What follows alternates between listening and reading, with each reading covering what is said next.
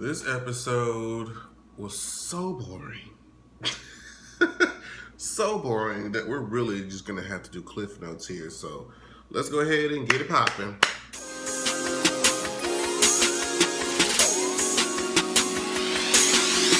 What's going on YouTube? Jamar, What's going on YouTube? Washington. This is boy Jamar here once again.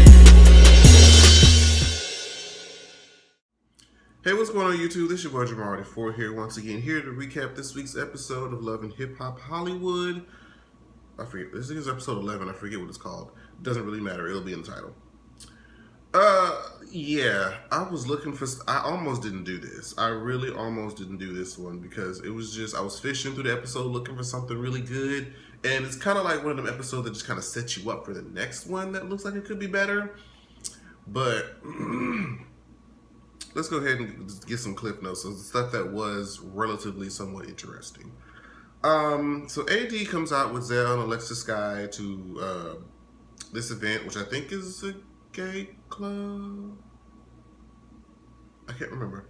I'm pretty sure it was a lesbian club that she was going because she having all these issues with Moniece, this, that, and the four. So, you know, she meets with Alexis Skyy, and Alexis Skyy says she's dabbled in the lady pond a couple of times, which is like, okay, well, fine. Because, you know, girls can do that. They really can, and society could care less. But, you know, her and Alexis Skyy are having this little flirtatious interaction back and forth, and apparently we see somebody videotaping her, and it was Tiffany. Now, was Tiffany visible? Because I don't remember seeing her there. Or maybe she could have just been there, and I didn't know. I mean, but then again, why is Tiffany in the gay club or in the lesbian club? I mean, this just only kind of furthers the narrative that she. I mean, we kind of know that she was kind of in love with AD. Nobody's gonna put that much effort in the way that she was doing it if you're not in love with the person. But it's like, why is Tiffany even there? Like, so clearly Moniece had a point. To feel the way that she felt about Tiffany, but that's not what we're here to talk about. So she videotapes her on a broken iPhone. Now y'all know that y'all could have gave her one of y'all iPhones, one of the crew's iPhones, because that screen was cracked, shattered. I'm just saying. I'm like, why y'all got this thing on this busted iPhone? Okay. But anyways, AD's getting filmed basically bending Alexis Skyy over, grinding on her, giving her that good. Allegedly, that's that what do they call it? I can't remember, the word ain't coming to me when you be grinding with clothes on. Dry humping. There it is. There it is.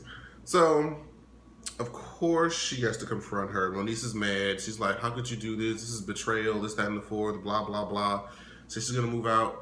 My thing is, with AD and Moniece's relationship,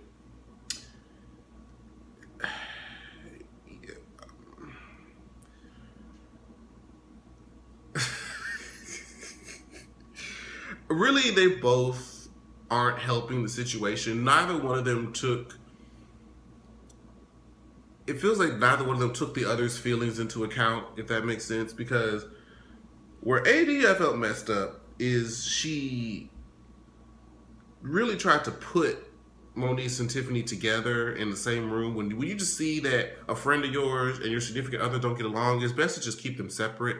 But she was so hung-ho on them talking, them communicating. These are two people that I love. I mean, mind you, you know, she has to, you know, one is saying you spend too much time with the other and vice versa. But here's the thing. When you are a friend, you have to, when your friend gets into a relationship, you kind of have to let them do them with their significant other. Now, it is important that you don't just abandon your friend. I don't want to say I'm not saying that, but if you have a person that's in a relationship, you can't always just expect them to go out and run and do what you want to do because they have, you know, other obligations with this other person, and I didn't feel like Tiffany was willing to respect that. And AD she knows that she has to know that Tiffany feels a way about her. And the fact that she kind of wasn't acknowledging that and kind of putting that in its place to me, or at least the way that I feel like she should have, faults AD in my eyes. Okay, so it kind of just felt like she wasn't handling the root of the problem, which is the reason as to why Moniece and Tiffany were fighting in the first place. Now, Moniece's fault is the fact that she just couldn't. She tried to take the high road, but she just couldn't stay on the high road. She always had to detour to petty, and just felt the need to just say awful things and just, be Moniece. Because Moniece is good to just let it all hang out whenever she tried to hurt somebody. So, yeah. Oh, excuse me. Oh, excuse me. But that was pretty much all of that. She decides to move out, and when they said, well, if you decide to move out, then the relationship is over. I mean, really, if y'all can't get past this, then it's really not a good place for y'all to be together anyway. Now, it would be kind of messed up if you try to date Tiffany after this. That would be shady. So, we'll see where that goes, chap. The next interesting thing, I guess, was Hazel versus Brooke. Now, this whole spat debacle, what have you, I'm so sick of it being Hazel-E versus whomever, and she always has to spit out, this is my city, these are my people, I run LA, I am the baddest, blah, blah, blah. And apparently Brooke invited her to squash this beef when that was not anything that was going to be happening. Because Hazel-E showed up with bags trying to sell her products, because I guess Brooke was trying to be on Instagram or something buying her products, saying how cheap they were. I don't know. I don't care. But she tried to show up, I guess, trying to be cute, showing her stuff that she got, whatever. And Hazel-E came in with the BS from the jump. She said, buy anything you want, the tab is on me, I know you're having financial troubles. And Brooke is just like, look, we're not about to sit here and do these jabs. She's like, I'm from Houston, and where I'm from, we just fight. So she just get it up and started. And you know what?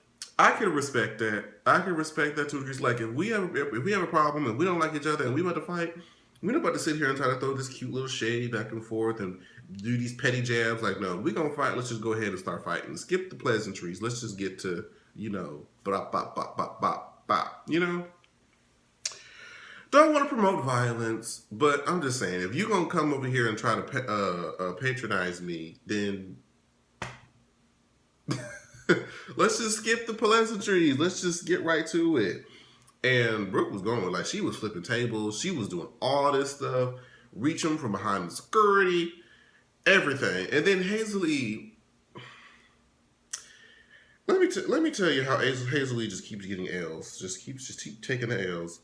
She tried to throw this jab at Brooke about how she's allegedly broke, but y'all all on the same show, so y'all know y'all getting checked from Mona or reality or whatever. But she's like, you haven't had a hit. Excuse me. Oh, I don't know why I'm yawning so much. You haven't had a hit in like 15 years. Which, I mean, it's true. Girl Fight came out in like, what, 2003, 4? Something like that. I don't know. But the thing is, Hazel, you haven't had a hit ever. So, for you to say, oh, you haven't had a hit in 15 years, it still puts her above you. So, you shaded yourself, baby. You trying to do this music thing, and it's not happening for you ever. I'm sorry. We're not going to see it for you. We are Stevie Wonder to your musical career. So, I mean, you trying to say she hasn't had a hit in 15 years, but at least she got one. Whereas you're out here dancing in pebbles and dirt, trying to make a hit. Now, I came across that video on Twitter or Instagram, I think somebody posted it. And it was garbage, like hot trash, like really steamed, really sauteed garbage, the special kind of garbage. And I'm just like, Hazel, you have no room, none whatsoever, to talk about when somebody else has had a hit. Because if they've had one, they're doing better than you. I'm just saying. So that part, I'm just like, Hazel, stop it. She is... Hazel has the confidence and delusion that she needs to teach like a self-help class because something happened where I think that season two or whatever, she was down and out and depressed and had the whole nose thing going on that she was so sad about. Then she just all of a sudden came back and just feel like she is just it. And I'm like, I mean, you not, but it's good to think that you are. Maybe you just need to teach a self-help class because you have all the self-esteem in the world, and you need to teach some of these people who are lacking it on how they can, you know, maybe not to your same level. We don't want them out there being delusional like you are, but maybe kind of help them along. You know what I mean? I'm just saying. So, Marcus and Brooke. So, we find out that Marcus was planning on proposing to Brooke with this ring, and she showed it to Bridget, and Bridget was explaining the whole situation about what happened, the debacle that Hazel-E and Brooke had, and how neither one of them are supposed to be with this man, but yet they're fighting over this man. And how she feels like, oh, you're being loyal to him. Like, you have to realize that me and Marcus go back, so I'm going to be loyal to him as opposed to, you know, this girl code or whatever. So, because she, and I still felt like that was just unnecessary. When she asked him, like, have you seen Marcus? And she was like, no. But it just seemed like unnecessary mess and drama because it just made her look bad. I may have said that last week. It just made her look bad. And we saw the ring, and it's very nice. Now she says he wants to return it because it feels like it's over between Marcus and Brooke. So when they meet up, or they get to this party or whatever, you know, Brooke kind of surprises him out of nowhere. They start arguing about, you know, what each one did to the other.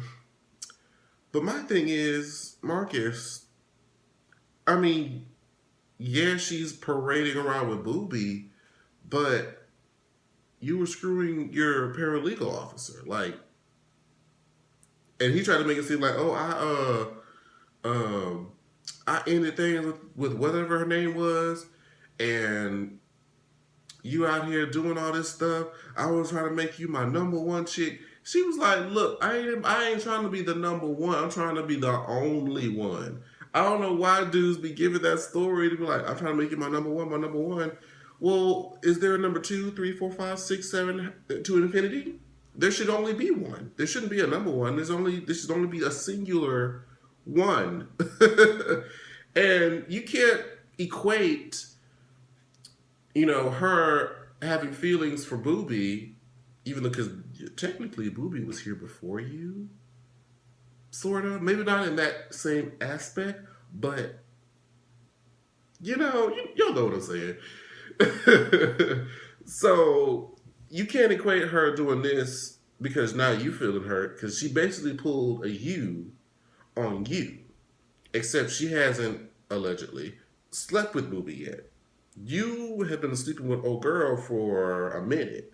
So just the fact that you stopped sleeping with her doesn't erase the fact that you slept with her. Like, I was so confused. Like, what is he talking about? What argument is he really trying to put forth here? I just didn't understand it. And Brooke's up here crying. And then she figures out that, you know, Bridget lied to her. So now she's like, So we had to have a talk with this one. So she leaves. She gets emotional. Girl. I'm like, Brooke, I mean, you know what? I don't think you can really win with either one of these dudes because you already know that Marcus cheated on you. And you know that Booby cheated on Keisha. So, I mean, yeah, you have these feelings, but I'm sure everybody's relationship has thoughts out like that. I'm sure him and Keisha started out like that. So, I mean, I guess because you feel like y'all have known each other for so long and you're friends that he won't cheat on you, but he's a man. I don't want to say that. I don't want to say that, but still. If he done it once, he'll do it again, basically, you know? So I'm like, I mean, you're really not going to really win with either one of these, Brooke. I mean, you could just do like just erase and start all over. But, you know, feelings, I guess. So we'll see what develops of them chat. And then we end up with Masika versus Zell and this whole debacle because he was supposed to be hired on as a stylist for this Angel Gold's video, and Masika was supposed to be there, and she came in and said that she brought her own stylist because she doesn't want that kind of trash there. My thing is, Masika, I mean, I guess her and Zell, because of him associate, I just can't see how Masika can say that she's opened doors for anyone, because from what it looks like or what it seems like, Zell has been styling and doing what he's done before you. I mean, somebody can correct me if I'm wrong. And I'm pretty sure that she didn't, or that Mona didn't bring him on the show just because of you. I don't believe. And then even if that's the case, okay, you help bring him on the show, whatever. You can't say, "Oh, I was only being a friend to you. I was only being a friend to you." This, that, and the forward. But yet, constantly, over and over and over again, has Zell had to be on the front lines. Initially versus Alexis, Skyy, and the whole anti-Masika army. Every time, he was always batting for you when you weren't there because you were not woman enough to confront any of these people, but yet he had to take the heat the whole time, but yet you've only been a friend to him. Like, if that was the case, no friend would allow their friend to take all of their drama and their negativity without them even trying to make it better for their friend. So, no, Masika, you don't get to say that. And I have to agree with Zell. Like, had she just been, not involved with him and all the beef and the drama, they probably would still be cool. But since she out there being on that other stuff, he's like, I'm tired of this. So, and then, of course, she's, what was that, on Instagram, Twitter? I can't remember. There was a video where Zell was trying to talk to Masika on the phone, and she kept dropping the F slur. So I'm like, okay, yeah, you're over. You were already canceled, but you're even more canceled. Like, you have been wiped clean. So, that's all I got to say about this week's episode of Love and Hip Hop. It was still relatively meh, but let me know what y'all think about it in the comments below, and I will talk to you guys later. Bye-bye. Like, share, subscribe. Washington.